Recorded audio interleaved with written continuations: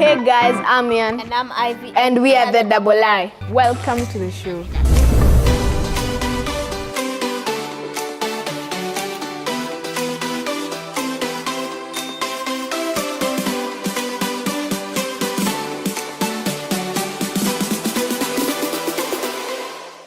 Today we're going to interview a smart, top-notch female entrepreneur known as Dr. Esther Muchemi. She's the CEO and founder of Samchi Group of Companies. She started out her career as an employee at one of the largest audit firms, where she grew to the level of a salaried partner, after which she quit to embark on her entrepreneurship journey. She started a telecommunication company known as Samchi Telecommunication. In 20 plus years, now it has grown into a group more than 10 companies. Let us find out more about her and her journey to becoming one of the renowned entrepreneurs. Our channel is aimed at helping the young generation to understand the journey to success and why you chose to be the person you are today. Kindly tell us more about your journey before becoming an entrepreneur. Well, I was born and raised like a common village girl. Many years ago, in a village called Dogori, in a district called Nyeri, in Nyeri County. I went to the normal school, ordinary schools, ordinary secondary school, and ordinary university, that is the University of Nairobi.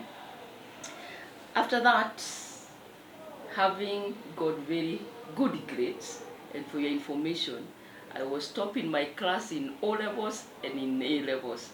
That without a doubt is a good student. So when I went to the university, I took a BCom accounting option. Why did I take BCom accounting option? Because first of all, we only knew about BComs, engineering, being a doctor, unlike the world of today, where there are so many careers that have opened up. So I didn't want to be a doctor, I didn't want to be an engineer. I'm not sure I was very good in sciences, and therefore I chose BCom accounting. Why accounting?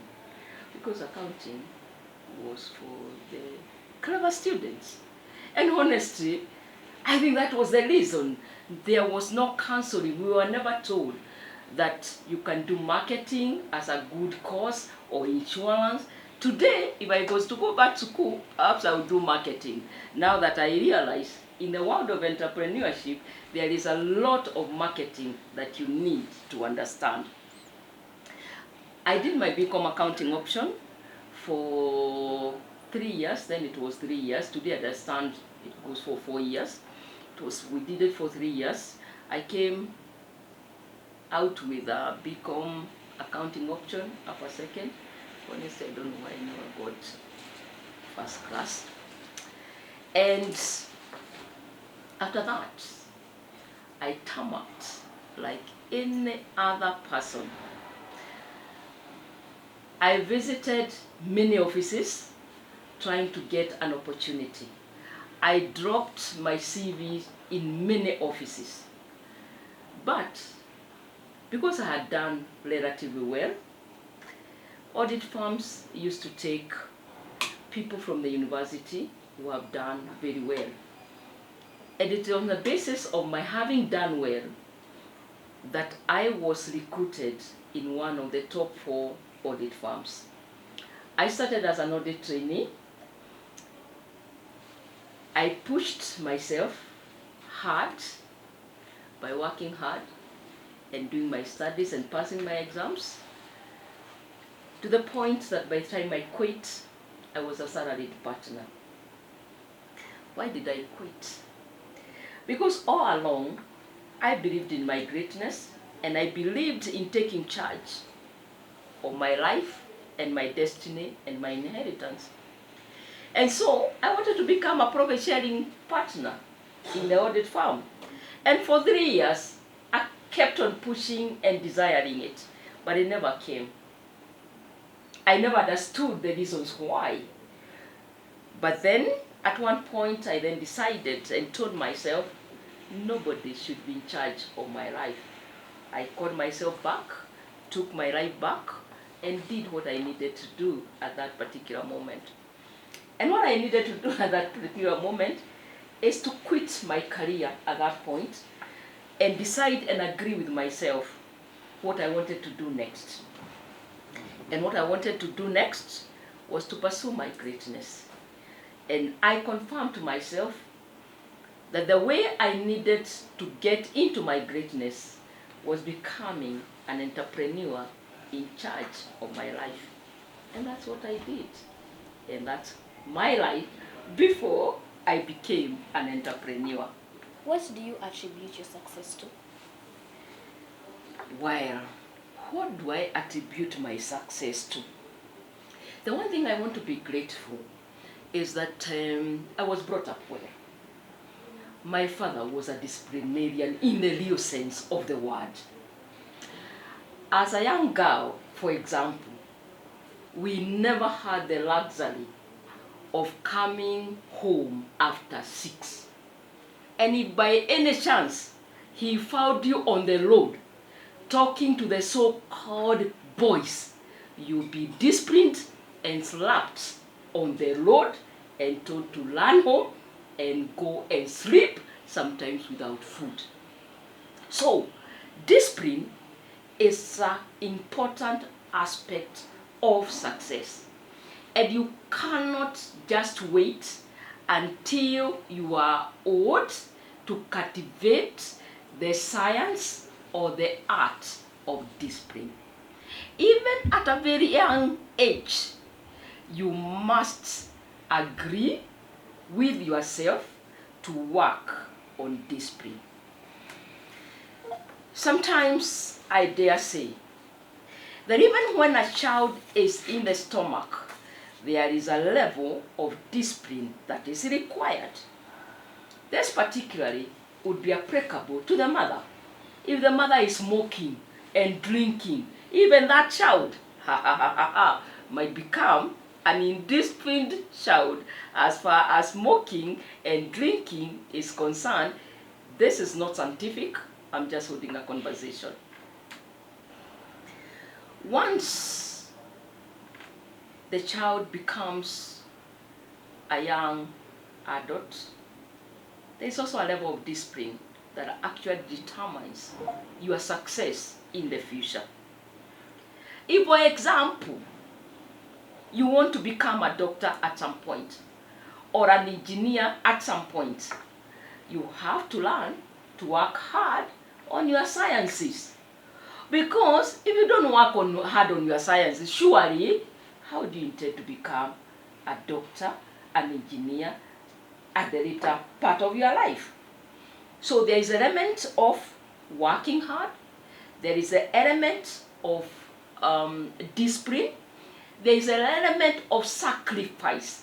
Life is about sacrifice. And right from an early stage and age, we must all learn how to sacrifice. There are times you feel like you want to sleep instead of waking up and doing your homework. Well, if you want to be successful, you must learn to rise up early in the morning and do what your chores are at home or at school or wherever you be, because what you are doing is teaching yourself to sacrifice and to give up luxuries so that you become a success and you'll never be struggling in the latter years when true and real sacrifice is required. You've got to be determined. You know, many of us, our age, came from a very disadvantaged background. We are where we are because we are self-made. And of course I know that there are people who are born with their silver plate or on a silver platter. But for the majority of us Kenyans, we were born ordinary, and it's by sheer hard work and determination that we are where we are, and I happen to belong to that class of people. Along the way, for sure, there will be very many discouragements. There have been very many discouragements. There have been very many distractions along the way. But I have learned over time to pull strength, passion, and energy from inside me, because the environment sometimes is not for you. It will usually fight against you. It is up to you to work on yourself, the inside, such that people ask me oftentimes, what motivates you? And the biggest and the greatest motivation you can ever have is the motivation that comes from inside you. So part of the reason why I'm successful is because honestly, I do not need an external factor to motivate me. I have learned to motivate myself, and God being on my side, I believe success will follow me. Focus and consistency is another value that I do believe has allowed me to be the success that I am today.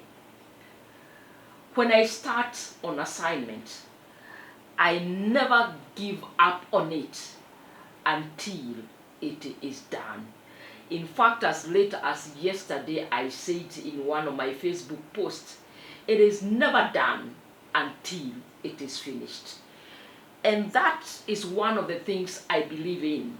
If I set myself on assignment, I will not allow discouragements or frustrate me, put me off the path of success. And so, success is not for the faint-hearted. It is not by accident that you find yourself a success. You can set yourself to the path of success, and you can become a success. I didn't know that I'm successful, but that question keeps on coming out too many times for me to ignore. And I thank God for the achievements that we have achieved so far.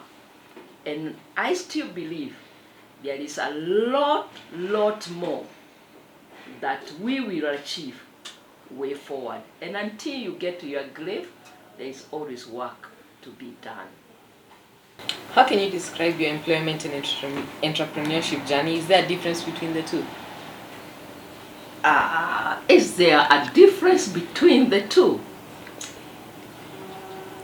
Probably no.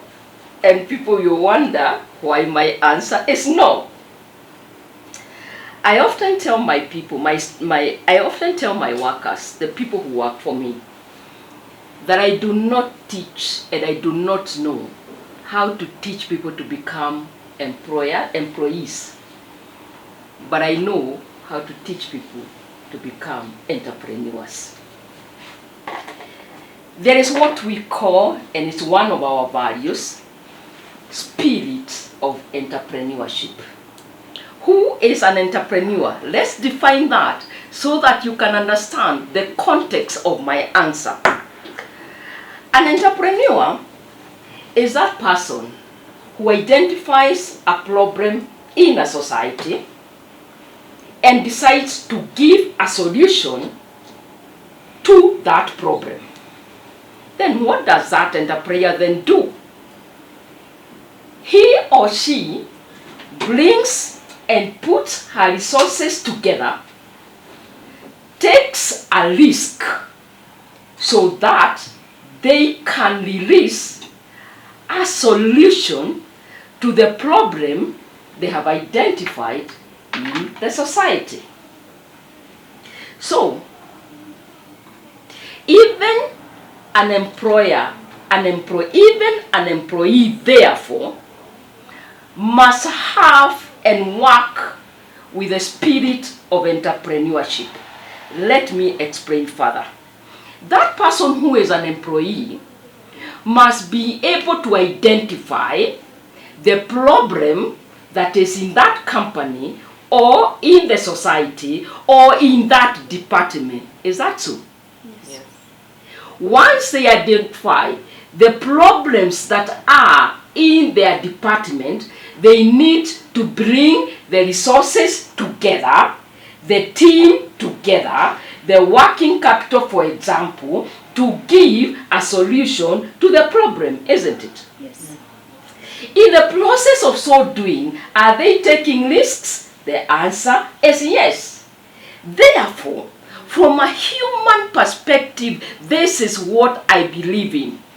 Whether you are whether you are employee or you are entrepreneur, as people understand it, you must always carry the spirit of entrepreneurship in yourself if you want to become successful. I dare say,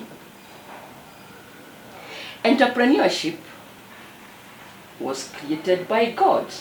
Ask me how, and I'll tell you. The first instruction that was given to man is go ye, till the land, be fruitful, multiply, and increase. In other words, subdue the earth. Don't you feel there was a spirit of entrepreneurship in that conversation? Yeah. Yes, there is. And so, I believe we are all created to be entrepreneurs to bring a change in the world. Having said that, there are some who will release the spirit of entrepreneurship in their space of employment. That is, working under somebody, as people say it. And there are those who will be the leaders in entrepreneurship, and they are entrepreneurs in the real sense of the word. So from where I sit, there is no major difference if people understand that at the end of the day, we are in this world to make it a better world, to bring changes in the world, and at whatever place you are in, whether as an employee or as an entrepreneur, you should aim to transforming the world. That's how I view employment and entrepreneurship. It was interesting to note that one of your award-winning group of companies is named after your children, and we thought that was amazing. What inspired you to start Samchi? What inspired me to start Samchi? First of all, you have said, yes, it's good. You have done good homework. Samchi is named after my children. My son is called Sam, and my daughter is called Shiro. Names are very powerful. For me, a name is not just a name, and I take care and interest on how I name my businesses. By naming my company Samchi, in a way, I'm being prophetic. I am releasing what I have worked so hard for to another generation. I am telling them that this what we have worked for is not about me and must not end with me. It must go down into generations. And I can tell you, just by doing that simple thing, it has released a sense of ownership on the company, on the businesses that I've set up, and they are working for me or with me. So unlike many African business people and entrepreneurs who struggle to bring their children into the business, I have not struggled as much. Right when they were your age, they used to come in the shops, sell, count money, face the customers, and so they grew up understanding the world of entrepreneurship. And for your information, as learned as they are, because they went to the best universities in UK, they have never been employed by somebody else outside what we have. At some point, I struggled with that position because, like most parents of our generation, I used to think and believe that they must work somewhere else so that they can get the discipline of waking up, submitting themselves to authority, and all that. And I shared with one of my friends about that concern that I had. And this is what she asked me. They have seen you and they have grown knowing you as an entrepreneur. They have never observed you in a work environment. So they have desired to be an entrepreneur like you. And that solved my problem. I've never bothered again. And we are all entrepreneurs working together today. Of course, their journey is a little longer, but at the end of the day, they have come out well.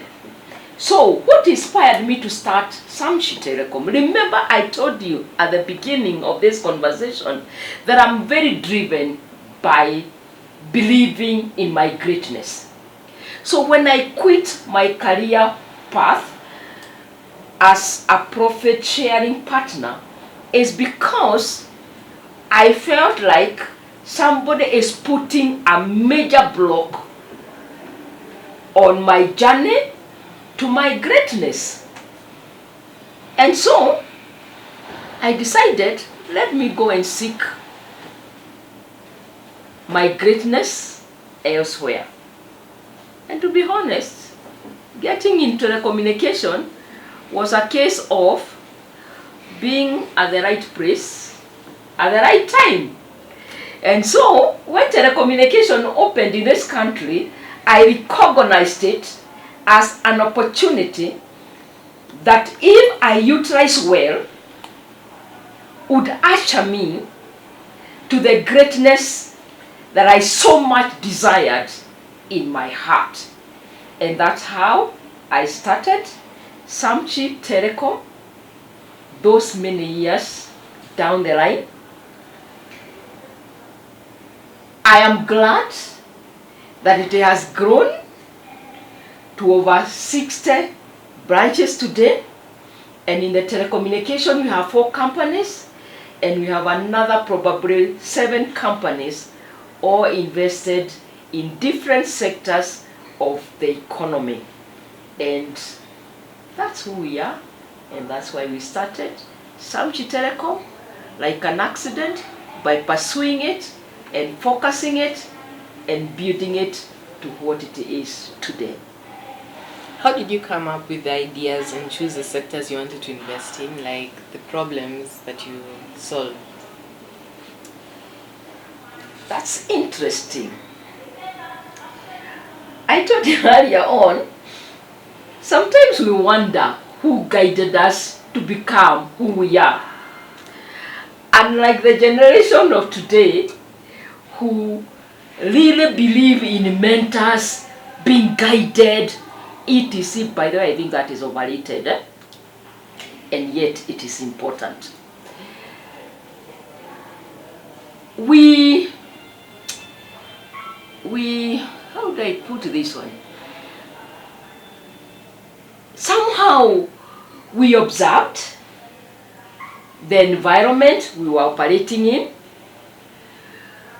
A lot of them days, there was what I call copy pasting. Just because somebody else has done something, you think that you can do it.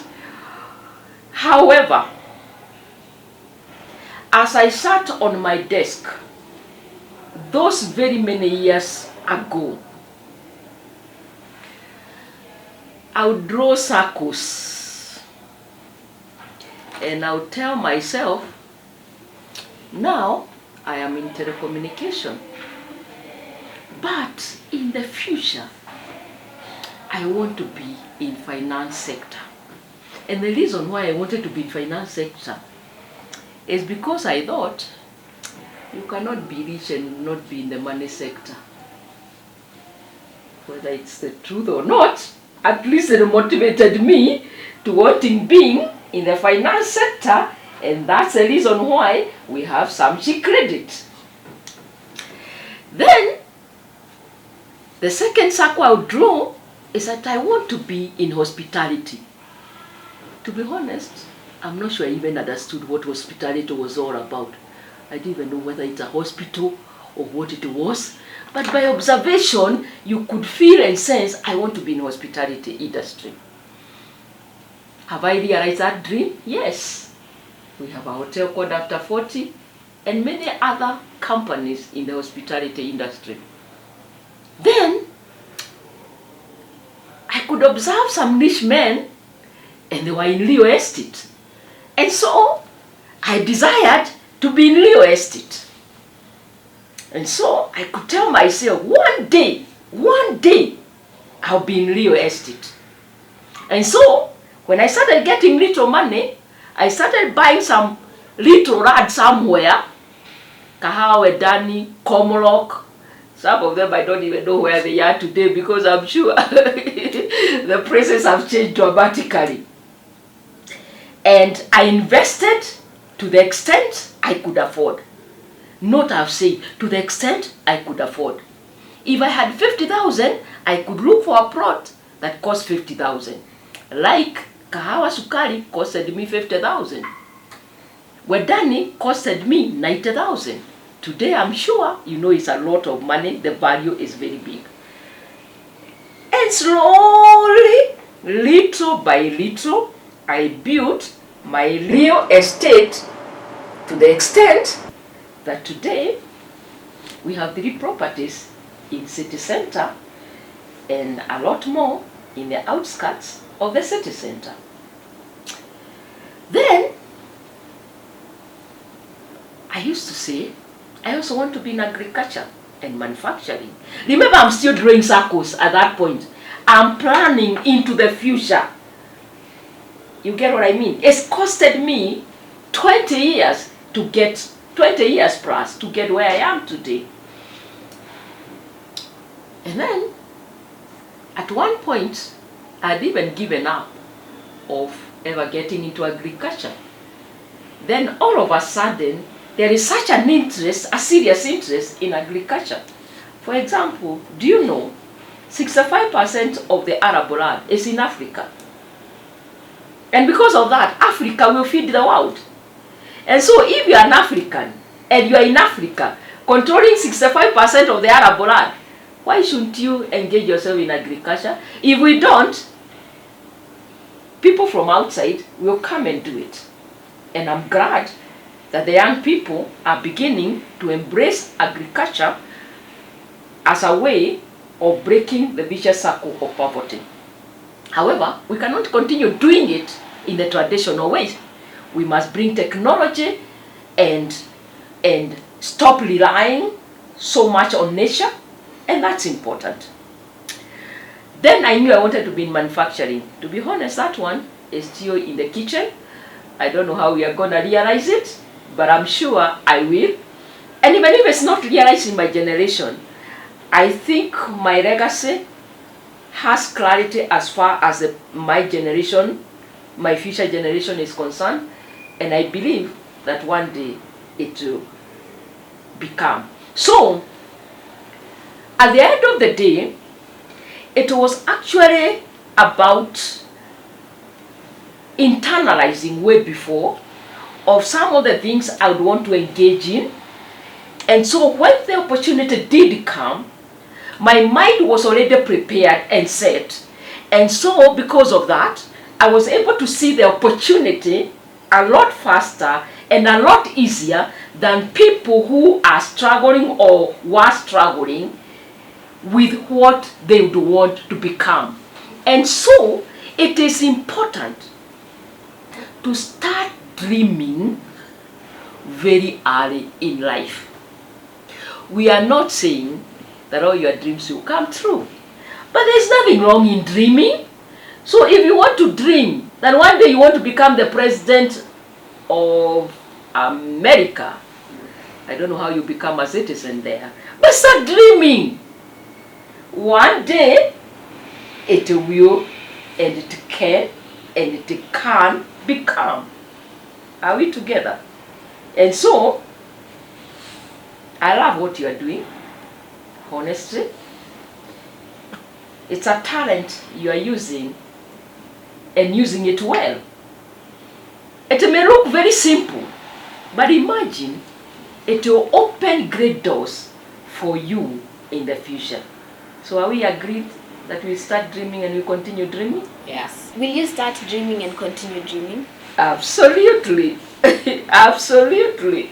Are there other dreams that have cropped up along the way? The answer is yes. For example, we are now interesting ourselves in the digital currency because it's a new thing, fintech, multi-level marketing, and I can tell you, as time goes on, I will expand my dreams even further. What advice do you have for the young children eager to become entrepreneurs and look up to you? Now, I love that because in my book, Give Me My Mountain, one of the things we have talked about is age. The main character in this book is Caleb, who went for his mountain at 85 years. You remember the prophet called Jeremiah? He claimed he was just a child, was just a young person and did not understand how he would become a prophet of God. But God, even in his young age, decided to use him. Therefore, I believe age should never be a limitation to your journey of becoming who you must and you want to become. When we were in school, we used to be asked this question: are entrepreneurs made or are they born? And the real correct answer that will give you above 80% is when you would confirm that they are neither born, neither are they created. It is a combination of both. So, there are some who will demonstrate their desire to become entrepreneurs at a very early age. Some of them I have seen young kids who create simple toys for argument's sake at the backyard of their parents' houses. And with time, it blossoms to becoming a very big business.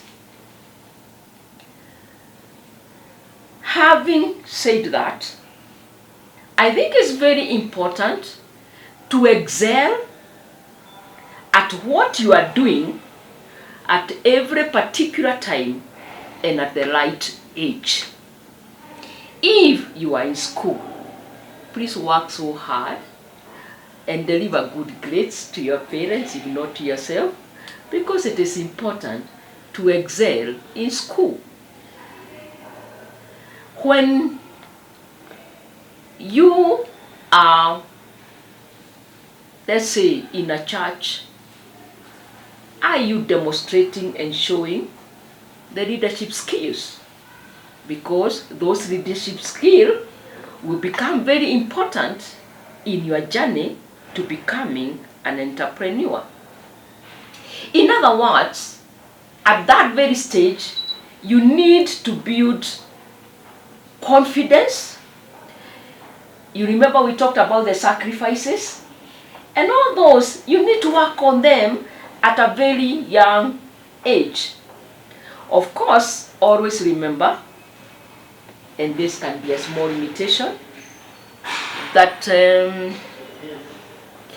below the 18 years old, you cannot get into contractual relationship as far as the constitution of the land is concerned. And so significantly, you need the help and the backup of your parents to do and to engage in certain entrepreneurship activities. Ever remember, you are born unique. And what you are good at is not what I'm good at or what she's good at. So take time to discover what you are good at. Take time to discover what your talents are. Take time to understand what your interests are and allow them to blossom with time. Teach yourself to have conversations with people who are ahead of you, people who are your peers, and sometimes even people who are below you. I do that all the time. Because even those that are below me, they may at times speak something that was not obvious in my eyes. I enjoy, for example, the company of the young because of the energy. I mean, the passion they throw in a work environment. They challenge me to keep at it. And that's important. So, even as a child, as a young adult, or even as an old person, there's nothing, absolutely nothing, that prevents you to becoming an entrepreneur. It is a journey. You must respect the process all the time. But at the end of the day, little by little, step by step, you will one day become the successful entrepreneur that you desire. Awesome. I'm curious. Entrepreneurs like you, what do you usually do during your free time? Like, what are some of your hobbies? I don't know whether I have hobbies, but I don't know whether I have hobbies, but rest is very important.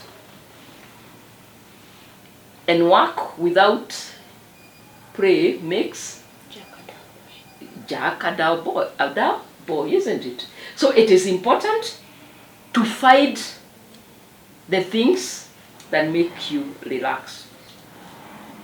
I'm an introvert. People don't know that. They think I'm all over and all over. I'm a very serious introvert. I like my quiet moments. I listen to music quite a lot, gospel music quite a lot. I do my yoga every morning. I wake up as early as 4:30 just to meditate and to calm my mind.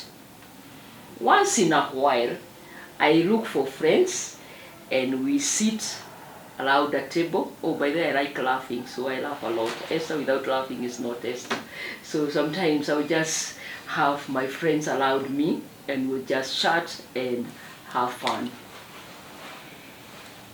I travel not as a hobby, but when I realize I am tired, I'll take a break and shut everything around me and just go out there and rejuvenate myself. My faith in God helps me a lot, because when things don't seem like they work, I always know that there is a greater person than me who takes care of me. And I always say, if I tell you about my story and all the things that have contributed to my success, without telling you about my faith in God and the law that God placed in my life, I'll be telling you not the whole truth, and my testimony will not be complete. I had finished your book for the past 2 days and I really enjoyed it. I was wondering if you are going to make a kids version. Well, to be honest, somebody's working on it.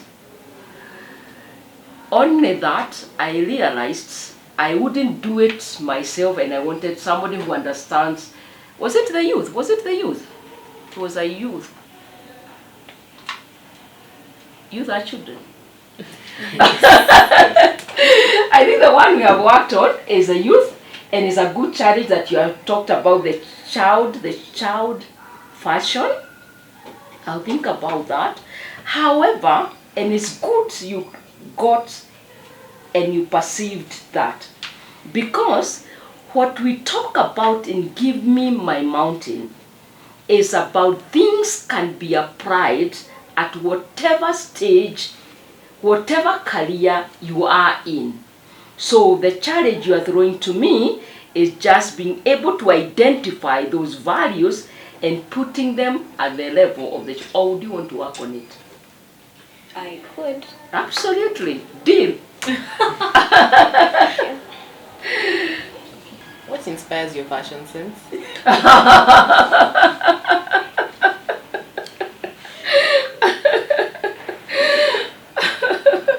I never saw that one coming. I take it as a compliment. Thank you. I think it's something inborn. And interestingly, I have observed that most people pick it, but it's not that I go out of the way to observe fashion, but I care how I dress every day, that I can tell you. And if you come to my room when I'm dressing up, it's not very organized, because I have one small problem. I'm not able to perceive to conclusion without seeing. So sometimes I'll put a color and then realize when I've dressed, it's not going with this one. So, but the truth of the matter, I make efforts in the way I dress, because it's part of the brand, remember, as well. I also have got people who I work with, and there were times tell me what looks good and what doesn't look good on me when we are creating it. And but it's not something that really bothers me that much. I present myself as I am. It's not like I want to impress people, if you get what I mean. The what you see and the how I dress and the way I carry myself is it's me every day.